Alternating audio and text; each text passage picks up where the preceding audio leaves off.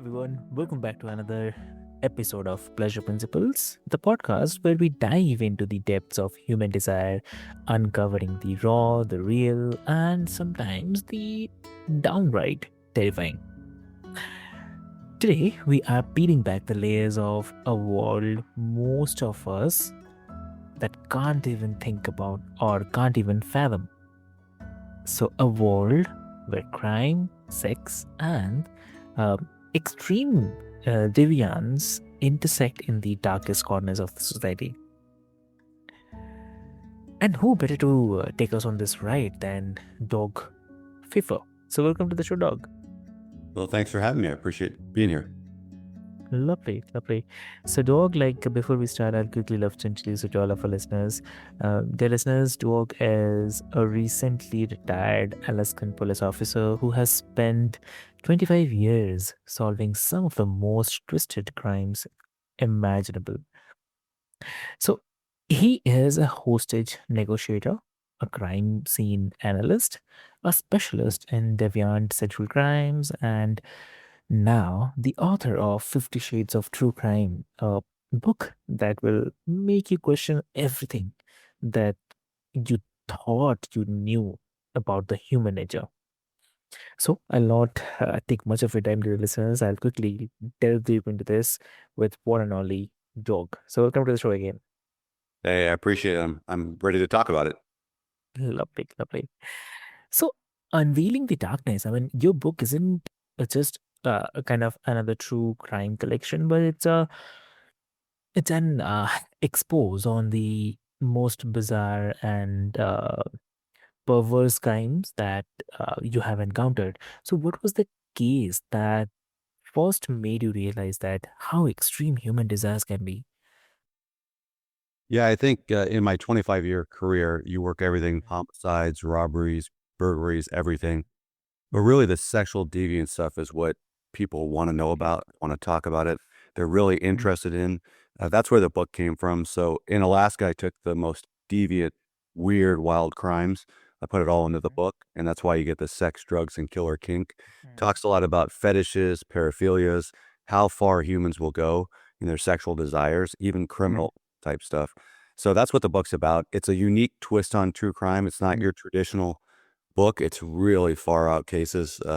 Quite entertaining though. Mhm. Okay. Okay. So, I mean, did you ever come across cases that made you question that your own perception of morality? You question it with humankind on how far some of these criminals will go. The book gets into really extreme things, bestiality, necrophilia. It covers the gamut of all sexual deviancy. So it is hard in law enforcement, you wonder how can people do this? Like they're Mm, out there, they're predators, they're seeking these type of sexual behaviors. So while it may not question your own morality, it does question the morality of our fellow humans with that psyche and why they act upon these things like they do. exactly. Definitely.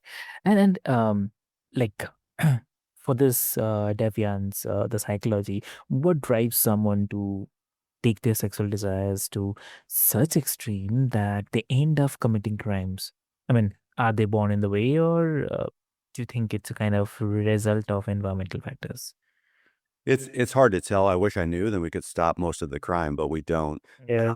Some of it, I think you could be born, your brain's just simply hardwired incorrectly, and you have those deviant tendencies. I think environmental and society some of those can contribute as well.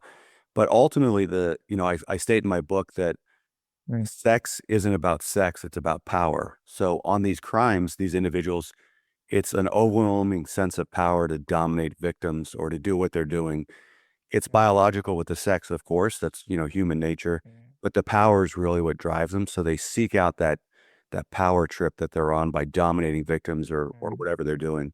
So that's really unique. And it's fascinating to law enforcement because we want to know more. We want to get in the minds of these perpetrators, and that way we could solve the crimes better. uh-huh. Okay. Okay. Like, um, have you ever encountered someone who was aware of their dangerous impulses and uh, sought help before acting on them? Typically, in my profession, you're going to find these Mm, individuals once they commit a crime. So in my career, I really didn't have that where they self-disclosed or came out for help. Typically, when law enforcement or cops get involved, that's at the point there's criminality or somebody's injured or they're a threat mm, to others, and then we become involved. But I never had it where they just self-turn themselves in. Sexual predators are quite unique. They certainly never want to be caught. They actively prey upon, fellow citizens in society. So it's rare that they would turn themselves in. uh-huh. Okay. Okay. And like Alaska is breathtakingly beautiful, but also dark, cold, isolated. So does that isolation contribute to some of the crimes that you have investigated? I think it does. Alaska is quite unique. I mean, it's the largest Mm. state in Yeah. our nation, massive in size. So I think it attracts individuals that may want to harm others.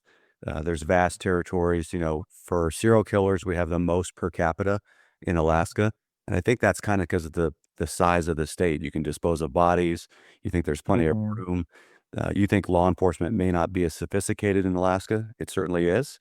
But I think we get a lot of criminals. The 8 months of winter really weighs heavy on people's emotions and anxiety. So I think that doesn't help. There's a lot of darkness. There's a lot of cold, and that contributes to crime in Alaska. It's a beautiful place, but the winters are tough and it's long, and that kind of wears people down, and then they commit acts of violence or other crimes.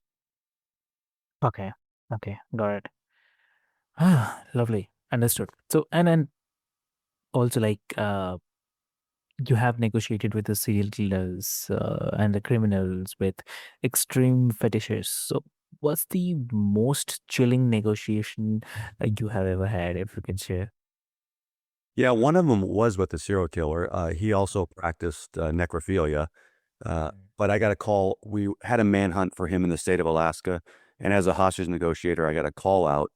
He had run from the police and then taken 2 hostages in an apartment to avoid arrest. So I was called out to interact with him, contacted him via cell phone, and we had to negotiate. It was the hostage negotiator and a serial killer with a couple hostages. And over the course of time, I had to earn, his respect, rapport, build, and then ultimately get him out safely where the other hostages weren't harmed.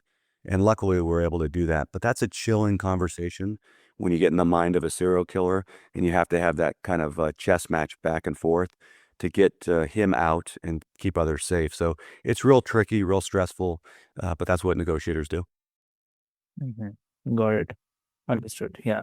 So, I mean, did you ever have a moment where you felt like you were getting inside the mind of a killer or kind of deviant?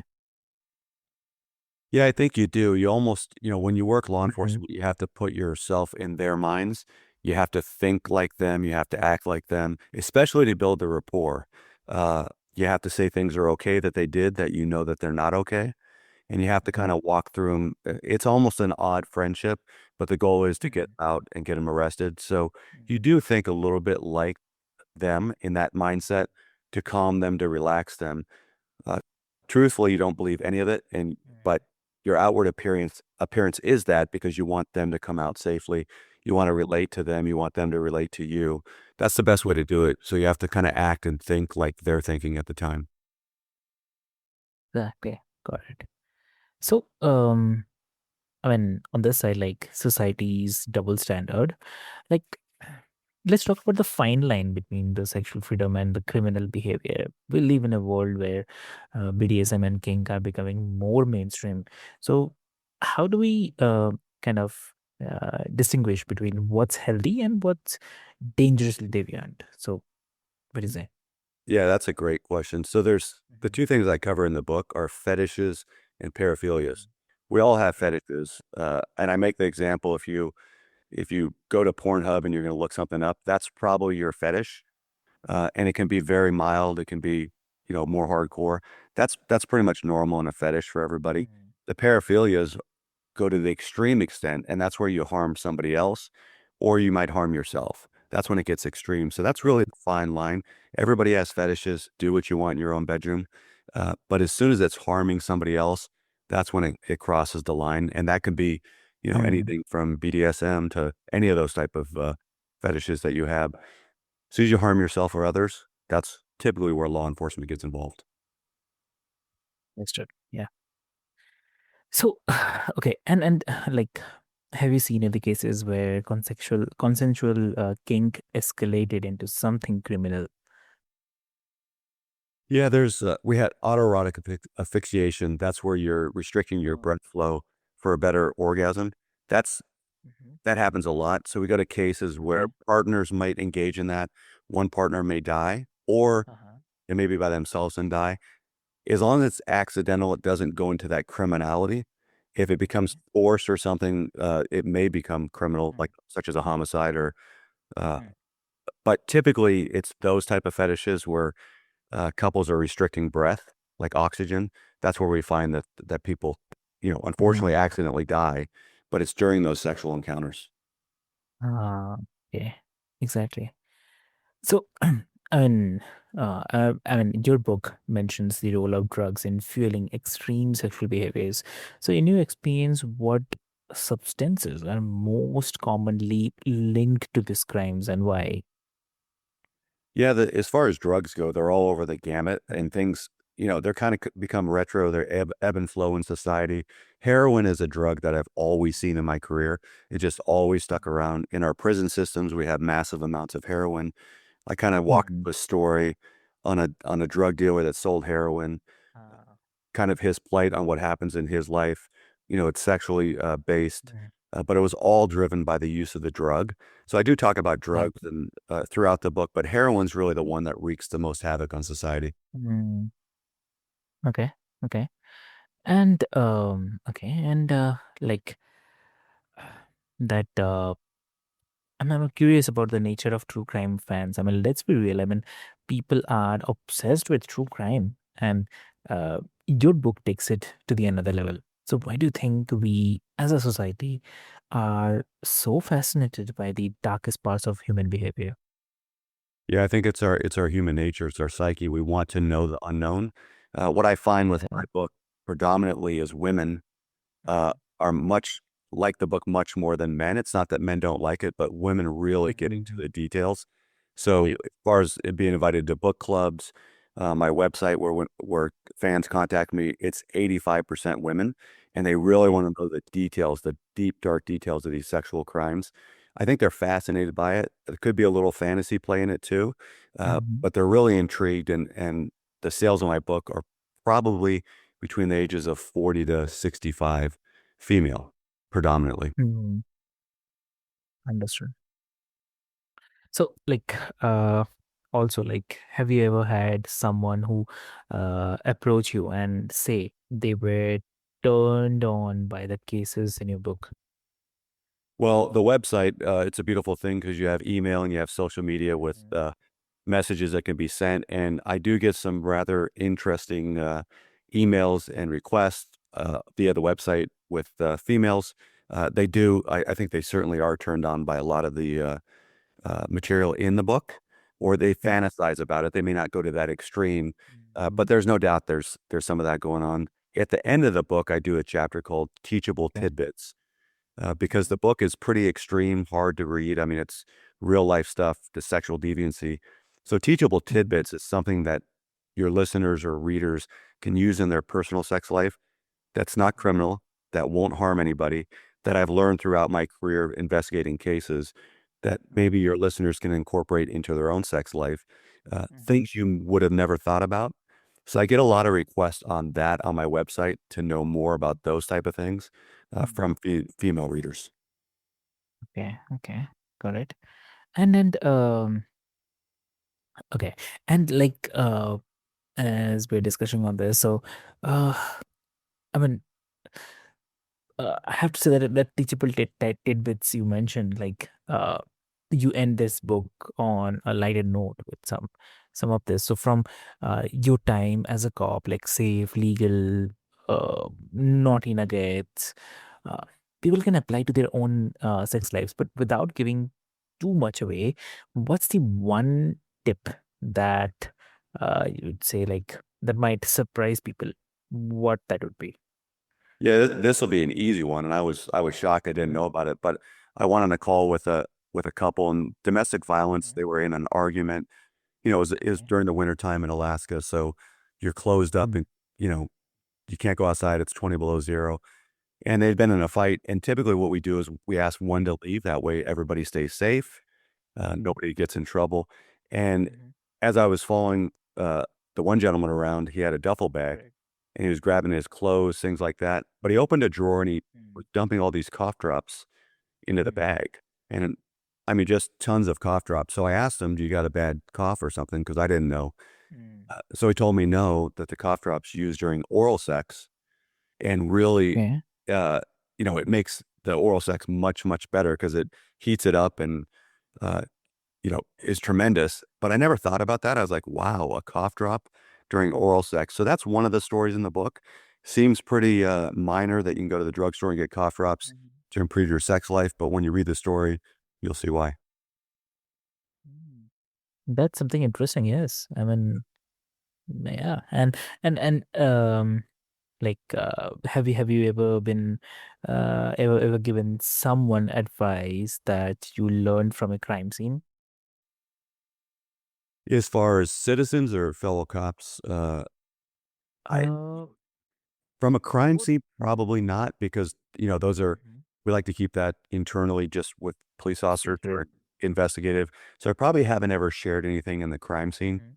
In the book, I walk you through the crime scene, so you'll know from a inside cop's perspective how these Mhm. crimes were committed, what happens at the end. And again, throughout there's about 16, 18 stories. They're all Mhm. sexual deviant stories, some much more extreme than others. So it kind of starts Mhm. off a little bit slower and then builds to these cases that are very, very extreme. Uh-huh. Okay. Okay. That's great. Dog, like this conversation is really, really wild, eye-opening, and not disturbing. I'd say it's uh from where it's to learn from, I would say, and even a little more fascinating. Like 50 Shades of True Crime is not just a book, it's a reality take on the extremes of human behavior. So for those who brave enough to read it, where can they get a copy? Well, you can find it anywhere books are sold, Amazon, Barnes& and Nobles, your local bookstores. There's audiobooks, ebooks, so whatever you like to read or if you like to listen, the audiobook is tremendous. I highly recommend that. You can go to my website at dougfifer.com. That's just dougfifer.com. You can watch the book trailer, listen to some audio clips. You can also order the book from the website as well. So anywhere books are sold, you can get 50 Shades of True Crime. Mm.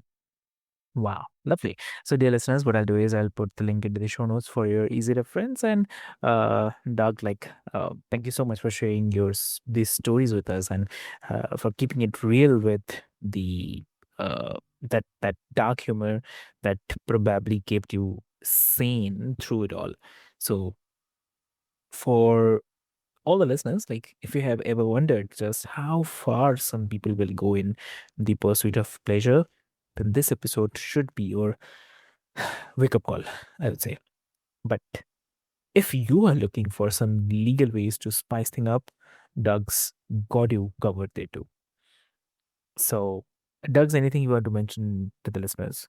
Yeah, no, I think your listeners will love the book. Again, it's a very unique twist on true crime, and it does get extreme, but get to that last chapter, teachable tidbits, and then you can incorporate some of that stuff with your partner, and I think everybody will love it.